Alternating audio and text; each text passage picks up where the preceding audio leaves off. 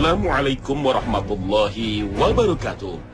Pagi ini Khazanah kembali menyajikan kepada Anda embun-embun ilmu yang terpendam dalam luasnya Khazanah Islam.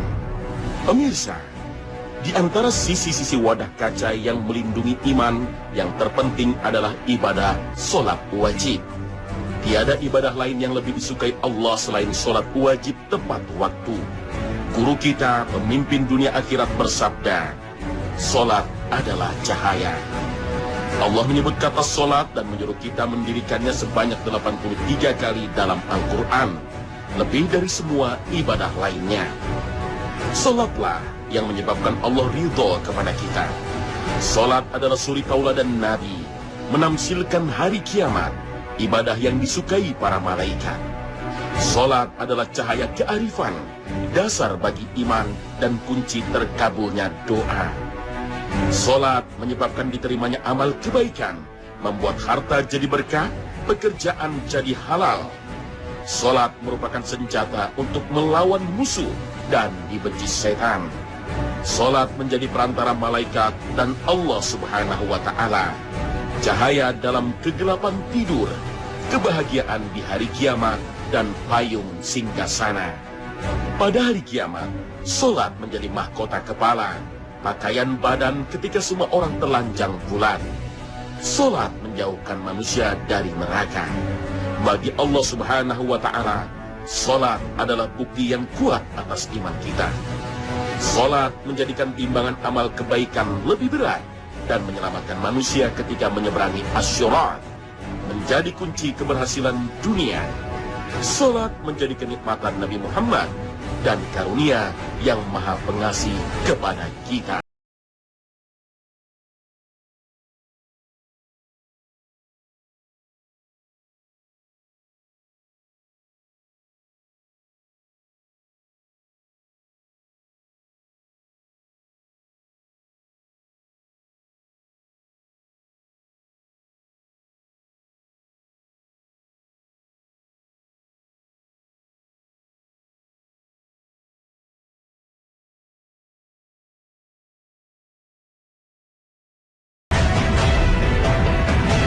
Salah satu pedoman memaknai ibadah terdapat dalam pribadi Rasulullah SAW. Beliau mampu mengaplikasikan ibadah dengan sempurna.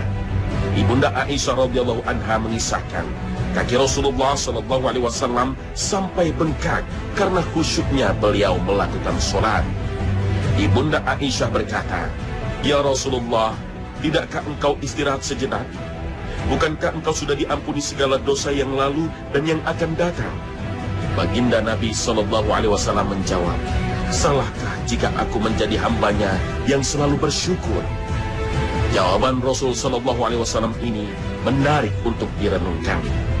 Karena ibadah sholat yang dilakukan beliau tidak lagi memiliki motif meminta atau memohon sesuatu, tapi sudah mencapai tingkat mensyukuri nikmat dan anugerah. Inilah tingkat kesempurnaan sholat yang dilakukan Rasul Muhammad SAW. Sahabat terjamin surga. Abu Bakar radhiyallahu anhu selalu menangis ketika mendengar suara azan. Saat ada yang bertanya, mengapa beliau selalu menangis? Abu Bakar radhiyallahu anhu menjawab, "Aku bersedih karena akan berjumpa dengan Allah, sementara dosaku sedemikian banyaknya. Aku malu di hadapannya." Lain halnya dengan sahabat Umar bin Khattab radhiyallahu anhu. Beliau selalu tersenyum ketika mendengar panggilan sholat berkumandang. Ketika ditanya mengapa tersenyum, Umar menjawab, "Aku sangat bahagia." Inilah kualitas ibadah sholat manusia paling mulia di sisi Allah Subhanahu wa Ta'ala. Sholat bukan lagi kewajiban yang harus ditunaikan, tapi menjadi kebutuhan seorang hamba. Inilah puncak kualitas ibadah yang sekaligus menggambarkan tingkat keimanan kepada Allah Subhanahu wa Ta'ala.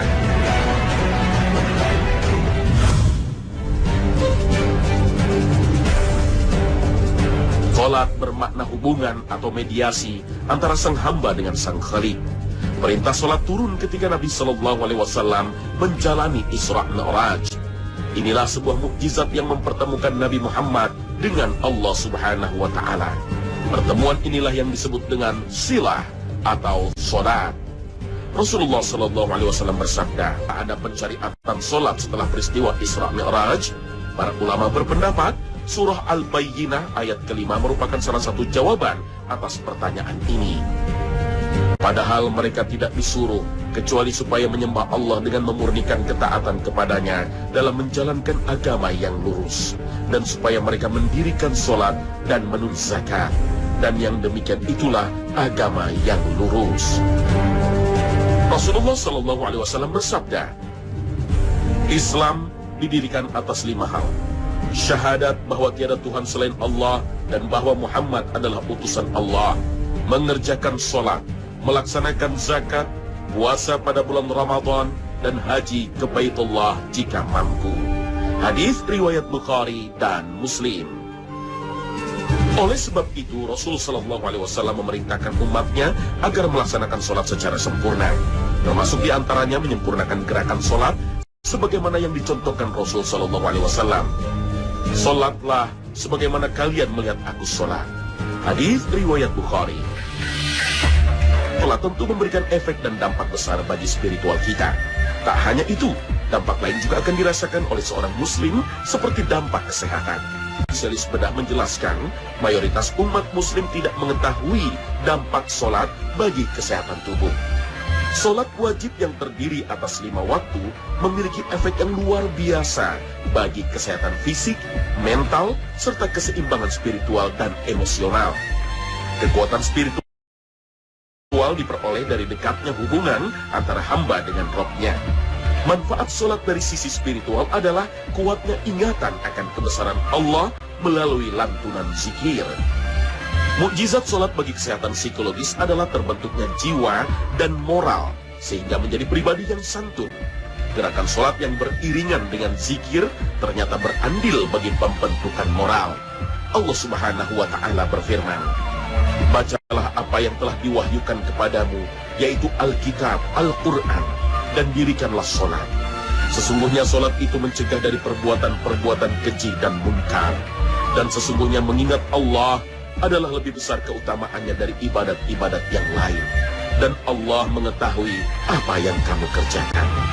Al-Quran Surah Al-Ankabut ayat 45. Sholat mampu menghilangkan kegalauan, kepenatan pikiran, dan stres. Ketika seseorang sholat, maka segala keresahan itu hilang, berganti dengan ketenangan jiwa dan batin. Sholat menjadi pelindung dari perilaku tercela yang menyebabkan tekanan batin. Allah Subhanahu wa Ta'ala berfirman, sesungguhnya manusia diciptakan bersifat keluh kesah lagi kikir. Apabila ia ditimpa kesusahan, ia berkeluh kesah. Dan apabila ia mendapat kebaikan, ia amat kikir, kecuali orang-orang yang mengerjakan sholat, yang mereka itu tetap mengerjakan sholatnya. Al-Quran Surah Al-Ma'arij ayat 19 hingga 23. Profesor Amir Soleh dan Dr. Ahmed Soleh mengungkapkan, khasiat sholat bagi kesehatan membutuhkan mudawamah dan ittiba atau continuity terus-menerus tanpa putus. Salah satu syarat kesempurnaan sholat adalah lurusnya punggung ketika rukuk dan sujud.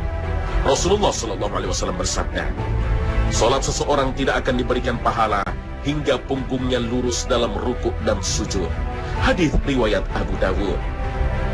Fakta ilmiah menunjukkan sholat berpotensi melindungi manusia dari serangan penyakit punggung, terutama bagi mereka yang sholat semenjak usia 10 tahun. Subhanallah. Inilah sebuah mukjizat kesehatan dari gerakan sholat.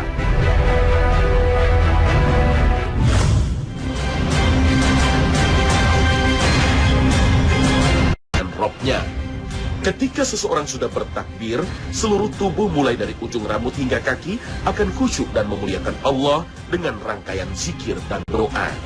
Rasulullah Shallallahu Alaihi Wasallam bersabda dan berkata, Allahu Akbar. Hadis riwayat Ibnu Majah.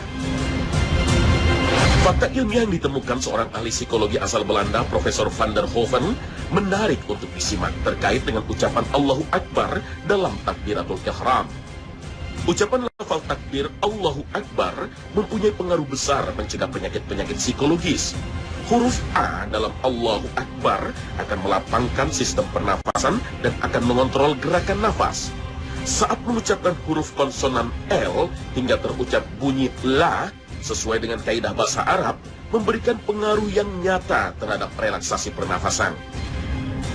Huruf H dalam kalimat Allah akan membuat mengontrol denyut jantung. Maka, saat takbir diucapkan dengan mengangkat tangan, rongga dada akan melebar, bahu dan tulang-tulang rusuk ikut terangkat bersamaan dengan pelebaran rongga dada. Gerakan ini membuat tekanan udara di dalam rongga dada akan mengecil. Akibatnya, udara nafas akan masuk dengan cepat. Gerakan takbir berpengaruh terhadap kerja otak, sehingga terjadi sinergi seluruh organ tubuh. Ketika takbir, ketiak akan terbuka, sehingga seluruh anggota gerak bagian atas, mulai dari tangan, lengan, dan bahu, turut aktif. Dan di dalam ketiak terdapat organ pelindungan tubuh yang disebut kelenjar limfe. Oleh karena itulah gerakan takbir mampu mengaktifkan kelenjar limfe sehingga sistem pertahanan tubuh akan menjadi lebih baik. Subhanallah.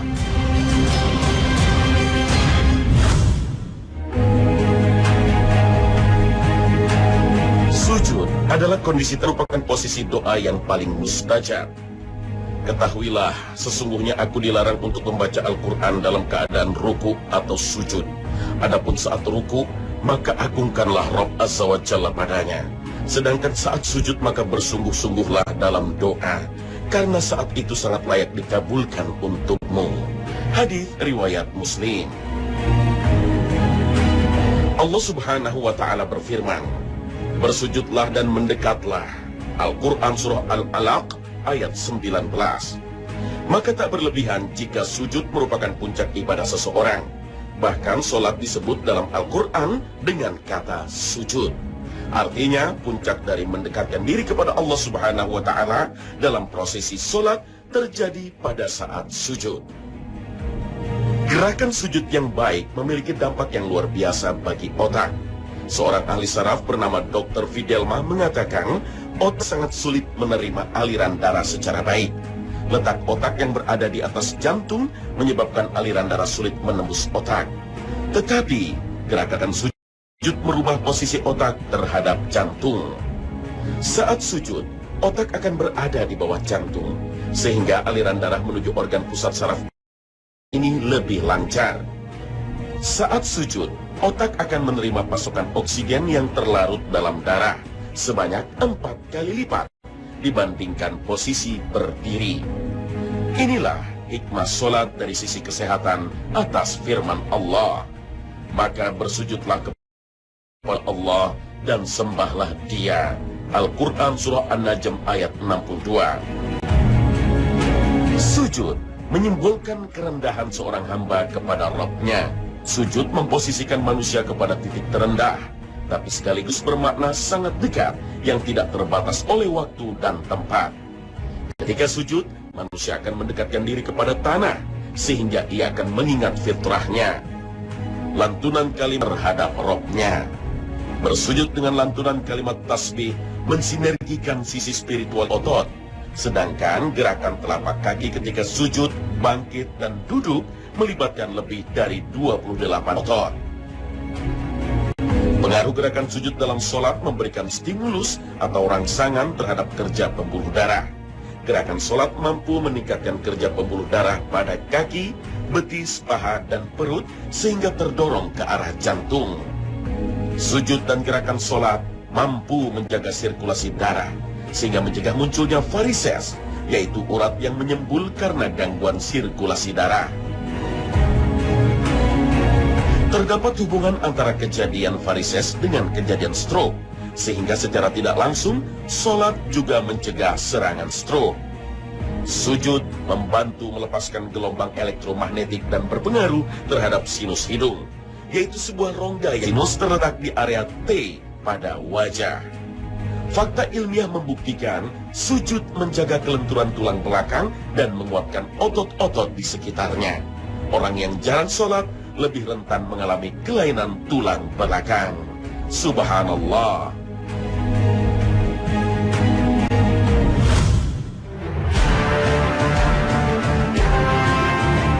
Gerakan sholat mulai dari takbiratul ihram, ruku, sujud, hingga salam memberikan manfaat luar biasa bagi tubuh. Setiap perubahan gerakan dari satu rukun menuju rukun sholat lainnya seirama dengan denyut nadi. Baik ketika sholat berlangsung dalam tempo yang cepat maupun lambat, gerakan sholat melatih jantung dan sistem peredaran darah, sehingga kinerjanya meningkat. Ketika sujud, denyut nadi akan berlangsung stabil. Denyutannya akan berubah secara bertahap dan teratur ketika melakukan gerakan bangkit dari sujud. Proses perpindahan dari satu gerakan atau rukun sholat antara satu dengan yang lain diibaratkan dengan stasiun. Lancarnya peredaran darah ketika sholat karena terbantu oleh tahapan perpindahan gerakan yang berbeda-beda di antara rukun sholat. Proses perpindahan ini akan menyebabkan perubahan tekanan darah dengan sangat baik. Sebuah studi di tahun 1974 mengungkapkan kasus kolesterol, kelebihan lemak darah, dan obesitas atau kegemukan terjadi pada anak-anak di usia 8-77 menunjukkan 21% anak-anak di usia 7-12 tahun rentan terserang penyakit jantung. Mengapa sudah ada resiko penyakit berbahaya di usia belia? Aktivitas fisik memiliki peran penting. Bas fisik yang rendah menjadi rentan terserang obesitas, kolesterol, dan serangan jantung koroner. Oleh karena itu, hasil penelitian menyimpulkan kontinuitas aktivitas fisik berdampak besar bagi perlindungan terhadap penyakit berbahaya.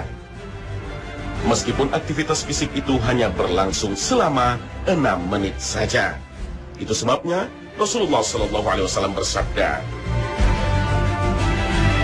"Perintahkanlah anak-anak kalian untuk mengerjakan sholat ketika mereka menginjak usia 7. Dan pukullah mereka ketika mereka meninggalkannya.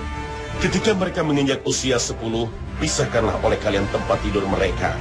Hadis riwayat Abu Daud. Sholat semenjak usia dini tidak hanya bermanfaat bagi kesehatan secara fisik. Ada hubungan antara pendidikan sholat bagi anak pada usia belia. Ajakan untuk mempelajari sholat ketika anak sudah mengetahui bagian kanan dan kiri berkaitan dengan proses kematangan dan perkembangan pertumbuhan. Anak di usia 6-7 tahun mengalami perkembangan lebih pesat dalam hal eksplorasi dibandingkan ketika ia berusia 5-6 tahun. Puncak keingintahuan anak adalah ketika berusia 7 tahun. Pada masa inilah anak ingin tahu mengapa dan bagaimana sesuatu terjadi. Sehingga ketika orang tua mengenalkan sholat di usia 7 tahun, mereka akan mampu mengeksplorasi makna sholat sebagai sebuah ibadah bernilai positif. Wallahu a'lam bishawab.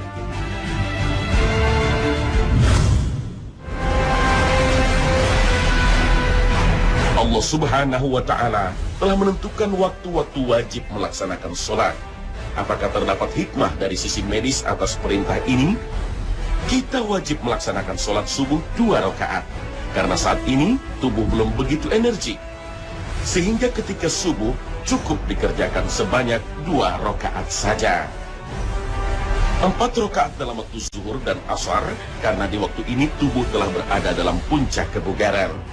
Maghrib dikerjakan 3 rakaat, karena waktu ini menandakan berakhirnya masa siang. Sedangkan 4 rakaat dalam isya karena kebanyakan manusia telah terlepas dari aktivitas pekerjaan. Penentuan waktu sholat wajib 5 kali sehari sesuai dengan fitrah. Emosi kita akan terus terhubung dengan Allah Subhanahu wa Ta'ala. Sholat wajib menjadi momentum untuk menambah energi positif sehingga terus optimal dalam beraktivitas. Sholat adalah ritual ibadah yang sejalan dengan jam biologis manusia, sehingga siklus tubuh menjadi teratur. Selain waktu wajib, terdapat waktu-waktu tertentu di mana sholat menjadi terlarang. Pertama adalah masa di antara usai sholat subuh hingga matahari terbit sepenggalan. Yang kedua adalah waktu istiwa'i, yaitu waktu matahari tegak lurus di siang hari. Dan waktu pengharaman sholat yang ketiga adalah setelah asar. Larangan sholat di ketiga waktu tersebut berkaitan dengan matahari. Benda langit ini menjadi simbol dan disembah oleh manusia yang tersesat. Terbitnya matahari dari timur adalah posisi penampakan 2 tanduk setan menghiasi mata manusia. sehingga sholat di waktu ini menjadi makruh. Rasulullah Shallallahu Alaihi Wasallam, sesungguhnya matahari terbit pada posisi antara dua tanduk setan yang menghiasinya mata orang-orang yang menyembahnya sehingga mereka bersujud kepadanya. Ketika matahari beranjak naik, maka setan meninggalkannya. Ketika sedang berada pada tegak lurus pada siang hari, setan kembali menemaninya. Dan ketika tergelincir, setan meninggalkannya. Maka janganlah kalian semua mengerjakan sholat pada waktu itu.